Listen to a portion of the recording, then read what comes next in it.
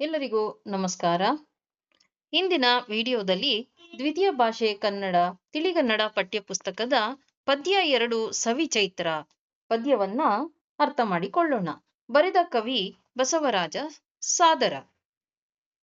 ಮಕ್ಕಳೇ, ಕವಿ ಪರಿಚಯವನ್ನ ನಿಮ್ಮ ವಾಕ್ಯ ರೂಪದಲ್ಲಿ ಬರೆದರೆ ಹೆಚ್ಚು ಸೂಕ್ತ ಅಂತ ಅನ್ಸುತ್ತೆ. ಕವಿ ಬಸವರಾಜ ಸಾದರ ಇವರು ಧಾರವಾಡ ಜಿಲ್ಲೆಯ ಕುಂದಗೋಳದಲ್ಲಿ 1955ರಲ್ಲಿ ಜನಿಸಿದರು. ಇವರು ಸಿಸಿಫರ ಸುತ್ತು, ತಪ್ದಂಡ, ಹೊಸ ಆಲೋಚನೆ, ಮೃದುವಾಗಿ ಮುಟ್ಟು ಮೊದಲಾದ ಕೃತಿಗಳನ್ನು ಬರೆದಿದ್ದಾರೆ. ಇವರಿಗೆ ಅಖಿಲ ಭಾರತ ಆಕಾಶವಾಣಿ ಸ್ಪರ್ಧೆ ಬಹುಮಾನ, ಜಯತೀರ್ಥ ರಾಜ ಪುರೋಹಿತರ ಸ್ಮಾರಕ ಬಹುಮಾನ ಹಾಗೂ ರಾಜ್ಯ ಸಾಹಿತ್ಯ ಅಕಾಡೆಮಿ ಬಹುಮಾನಗಳು ಲಭಿಸಿವೆ. ಇನ್ನು ಕವಿ ಪರಿಚಯದ ನಂತರ ಪಾಠ ಪ್ರವೇಶವನ್ನು ನೋಡೋಣ. ಇಲ್ಲಿ ಬಹುಮುಖ್ಯವಾಗಿ ಸಾರಾಂಶವನ್ನ ಆಗಿರುತ್ತೆ. ಇದನ್ನ ನೀವು ಚೆನ್ನಾಗಿ ಅಭ್ಯಾಸ ಮಾಡಿದರೆ ಯಾವುದೇ ಪ್ರಶ್ನೆಗಳು ಬಂದರೂ ಕೂಡ ಈಸಿಯಾಗಿ ನೀವು ಉತ್ತರವನ್ನ ಬರೆಯಬಹುದು. ಮೊದಲಿಗೆ ಪಾಠ ಪ್ರವೇಶ. ವರ್ಷದ ಆರಂಭಕ್ಕೆ ಎಲ್ಲಾ ದಿನಗಳು ಶ್ರೇಷ್ಠವೇ. ಪಾಶ್ಚಾತ್ಯರು ಜನವರಿ 1 ಹೊಸ ವರ್ಷದ ಮೊದಲ ದಿನ ಎಂದು ಭಾವಿಸಿದರೆ, ಭಾರತೀಯರು ಯುಗಾದಿಗೆ ಮಹತ್ವದ ಸ್ಥಾನ ನೀಡುತ್ತಾರೆ. ಯುಗಾದಿ ಹಳತನ್ನು ಮರೆತು ಹೊಸತನ್ನು ಹೊತ್ತು ತರುವ ಸಂಭ್ರಮದ ದಿನ. ಬದುಕಿನ ಕಷ್ಟ ಸುಖಗಳನ್ನು ಸಮಾನವಾಗಿ ಸ್ವೀಕರಿಸಬೇಕೆಂಬ ಸಂದೇಶವನ್ನು ಬೇವು ಬೆಲ್ಲ ಹಂಚುವ ಮೂಲಕ ಪರಸ್ಪರ ವಿನಿಮಯ ಮಾಡಿಕೊಳ್ಳುತ್ತೇವೆ. ಯುಗಾದಿಯು ಚಾಂದ್ರಮಾನದ್ದೇ ಇರಲಿ, ಸೌರಮಾನದ್ದೇ ಇರಲಿ, ಅದು ಚೈತ್ರ ಮಾಸದಲ್ಲೇ ಬರುತ್ತದೆ. ಚೈತ್ರವೆಂದರೆ ವಸಂತ, ವಸಂತನೆಂದರೆ ಋತುಗಳ ರಾಜ. ಈ ಋತುವಿನಲ್ಲಿ ಫಲ ಪುಷ್ಪಗಳು ಸಮೃದ್ಧವಾಗಿರುತ್ತವೆ. ವಸಂತವು ಕವಿಗಳ ಮೆಚ್ಚಿನ ಕಾಲವೂ ಹೌದು. ವಸಂತದ ಸೊಬಗನ್ನು ಬಣ್ಣಿಸದ ಕವಿಯೇ ಇಲ್ಲ. ಕವಿಗಳ ನಿರೀಕ್ಷೆ, ಸಂದೇಶಗಳು ಒಂದೇ ಆಗಿದ್ದರೂ ಕವಿ ಕಲ್ಪನೆ, ಪದವಿನ್ಯಾಸಗಳಲ್ಲಿ ಹೊಸತನವಿರುತ್ತದೆ. ಪ್ರಸ್ತುತ ಕವಿತೆಯಲ್ಲಿಯೂ ಚೈತ್ರದ ಸೊಬಗನ್ನು ವರ್ಣಿಸಲಾಗಿದೆ. ಪದ್ಯ 1. ಯುಗದ ಆದಿಯು ಬಂತು, ಸೊಗದ ಸುದ್ದಿಯು ತಂತು, ಜಗಕ್ಕೆಲ್ಲ ಹೊಸ ಕಳೆಯು ತುಂಬಿತೆಂತು, ಬಗೆ ಬಗೆಯ ಬಣ್ಣಗಳ ಬರೆದ ಚಿತ್ರದ ಹಾಗೆ ನೆಲದಮ್ಮ ನವವಧುವೆ ಆದಳಿಂತು. ಮೊದಲನೆಯ ಪದ್ಯದಲ್ಲಿ ಹೊಸ ವರ್ಷದ ಮೊದಲ ಒಂದು ದಿನವನ್ನ, ಮೊದಲ ಒಂದು ಹಬ್ಬವನ್ನ ಇಲ್ಲಿ ಸೊಗಸಾಗಿ ಬಣ್ಣಿಸಿದ್ದಾರೆ ಕವಿ ಬಸವರಾಜ ಸಾದರ. ಬಸವರಾಜ ಸಾದರ ಅವರು ಭಾರತೀಯರ ಹೊಸ ವರ್ಷದ ಮೊದಲ ದಿನವಾದ ಯುಗಾದಿಯು ಹಳತನ್ನು ಮರೆತು ಹೊಸತನ್ನು ಹೊತ್ತು ತರುವ ಸಂಭ್ರಮದ ದಿನ ಎಂದು ಈ ರೀತಿ ಹೇಳುತ್ತಾರೆ. ಹೊಸ ವರ್ಷದ ಮೊದಲ ದಿನವೇ ಯುಗಾದಿ ಬಂತು, ಸೊಗದ ಸುಗ್ಗಿಯನ್ನು ತಂತು. ಸೊಗದ ಸುಗ್ಗಿ ತಂದು ಇಡೀ ಜಗತ್ತಿಗೆ ಹೊಸತನವನ್ನೇ ತುಂಬಿದೆ. ಎರಡನೆಯ ಲೈನು, ಜಗಕ್ಕೆಲ್ಲ ಹೊಸ ಕಳೆಯು ತುಂಬಿತೆಂತು ಅಂದ್ರೆ ಆ ಇಡೀ ಜಗತ್ತು ಹೊಸತನದಿಂದ ತುಂಬಿದೆ. ಹಾಗೆ ಬಗೆ ಬಗೆಯ ಬಣ್ಣದ ಚಿತ್ರಗಳ ಹಾಗೆ, ಬಣ್ಣಗಳಿಂದ ಬರೆದ ಚಿತ್ರದ ಹಾಗೆ ಭೂಮಿ ತಾಯಿ, ನೆಲದಮ್ಮ ಅಂದ್ರೆ ಭೂಮಿ ತಾಯಿ ಮದುವೆಗೆ ಅಲಂಕಾರ ಅಂದ್ರೆ ಬ್ರೈಡ್ ರೀತಿ ಆ ಮಧುವಣ ಗಿತ್ತಿಯಂತೆ ಆಕೆ ಅಲಂಕಾರ ಮಾಡಿಕೊಂಡಿದ್ದಾಳೆ. ಹಾಗೆ ಆ ಹೆಣ್ಣಿನ ರೀತಿ ಕಂಗೊಳಿಸುತ್ತಿದ್ದಾಳೆ ಎಂದು ಕವಿ ವರ್ಣಿಸುತ್ತಾರೆ.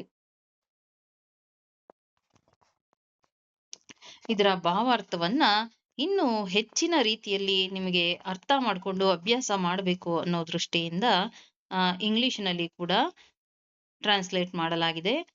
ನೀವು ಓದ್ಕೊಂಡು ಅರ್ಥ ಮಾಡಿಕೊಳ್ಳಬಹುದು. ಎರಡನೇ ಪದ್ಯ. ಕೊರಡ ಕೊನರಿಸಿ ತುದಿಗೆ ಮುಗುಳನಗೆ ಮುತ್ತಿಟ್ಟು, ಬರಡು ಜೀವಕ್ಕೆ ಹೊಸತು ಚೈತನ್ಯವು, ಕುಕಿಲ ಕೋಗಿಲೆ ಕಂಠ ಮುಕ್ತ ತಾರಕಕ್ಕೇರಿ, ಚಿಲಿಪಿಲಿಯ ಕಲರವಕ್ಕೆ ಮತ್ತೇರಿದೆ.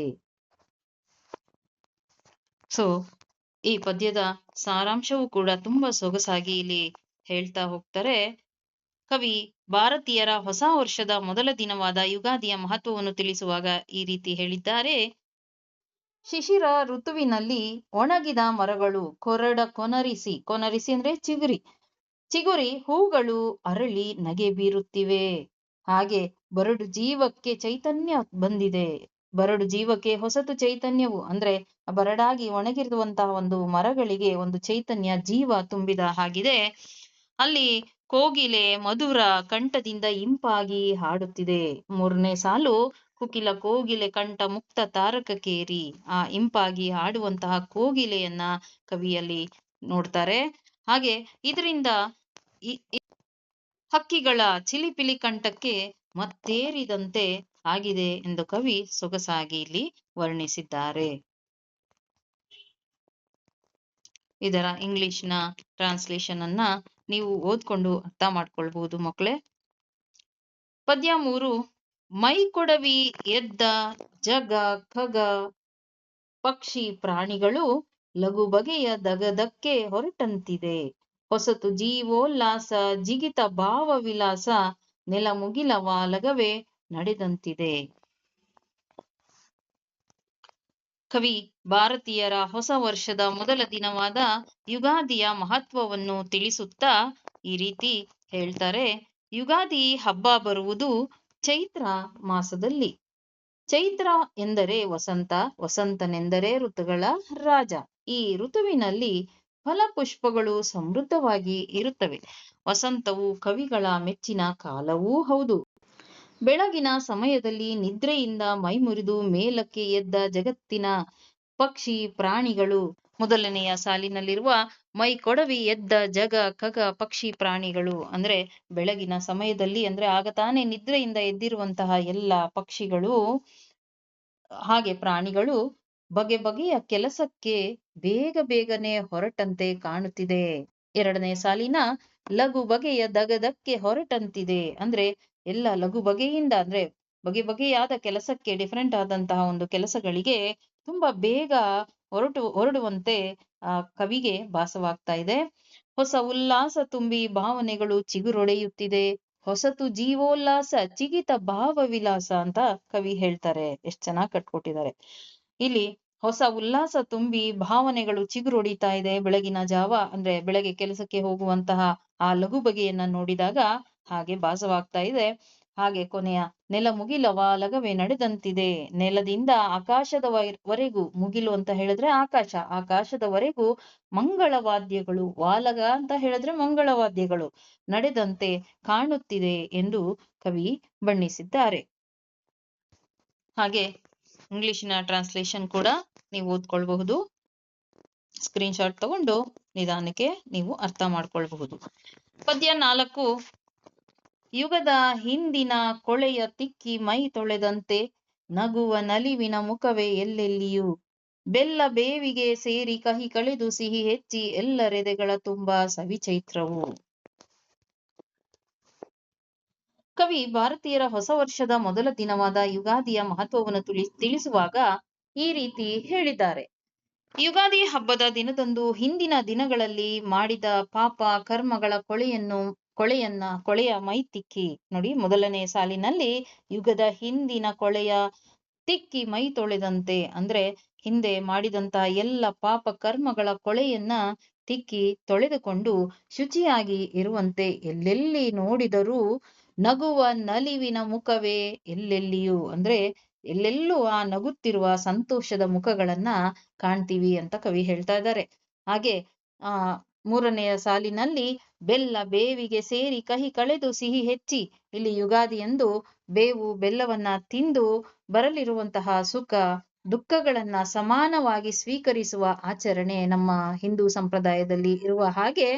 ಆದರೆ ಇಲ್ಲಿ ಕವಿ ಬೇವು ಬೆಲ್ಲವನ್ನು ಸಮಾನವಾಗಿ ಕಾಣದೆ ಸಿಹಿ ಹೆಚ್ಚಿ ಅಂದ್ರೆ ಸಿಹಿಯಾದ ಬೆಲ್ಲದ ಸ್ಥಾನವನ್ನು ಹೆಚ್ಚಿಸಿ ಅದನ್ನು ಸುಖಕ್ಕೆ ಹೋಲಿಸಿ ಬೇವಿನ ಕಹಿಯ ಸ್ಥಾನವನ್ನು ಕಡಿಮೆ ಮಾಡಿ ಅಂದರೆ ಅದನ್ನ ದುಃಖಕ್ಕೆ ಹೋಲಿಸಿ ಎಲ್ಲರಲ್ಲಿಯೂ ದುಃಖಕ್ಕಿಂತ ಸುಖವೇ ಹೆಚ್ಚಾಗಿ ಕಾಣುವಂತೆ ಅಂದರೆ ಬೆಲ್ಲ ಬೇವಿಗೆ ಸೇರಿ ಕಹಿ ಕಳೆದು ಸಿಹಿ ಹೆಚ್ಚಿ ಅಂತ ಹೇಳ್ತಾರೆ. ಅಂದ್ರೆ ಇಲ್ಲಿ ಸಿಹಿ ಯಾವಾಗಲೂ ಹೆಚ್ಚಾಗಿ ಸುಖ ಸಂತೋಷವೇ ತುಂಬಿ ತುಳುಕ್ತಾ ಇರ್ಲಿ ಅಂತ ಹೇಳಿ ಕವಿ ಆಶಿಸ್ತಾರೆ. ದುಃಖ ಹೊರಟೋಗಿ ಸುಖ ಹೆಚ್ಚಾಗಿ ಕಾಣುವಂತೆ ಎಲ್ಲರ ಮನದ ತುಂಬ ಸವಿಚೈತ್ರವೇ ತುಂಬಿದೆ ಎಂದು ಕವಿ ವರ್ಣಿಸ್ತಾ ಇದ್ದಾರೆ. ಹಾಗೆ ಇಂಗ್ಲಿಷ್ನ ಟ್ರಾನ್ಸ್ಲೇಷನ್. ಸೊ ಈ 4 ಪದ್ಯಗಳು ನಿಮಗೆ ಅತ್ಯಂತ ಸೊಗಸಾಗಿ ಬಸವರಾಜ ಸಾದರ ಅವರು ಪ್ರಸ್ತುತ ಪಡಿಸಿರುವಂತಹ ಈ ಒಂದು ಪದ್ಯ ಎಲ್ಲರಿಗೂ ಅರ್ಥ ಆಗಿದೆ ಅಂತ ಭಾವಿಸ್ತೀನಿ. ವೀಕ್ಷಿಸಿದ ಎಲ್ಲರಿಗೂ ಧನ್ಯವಾದಗಳು.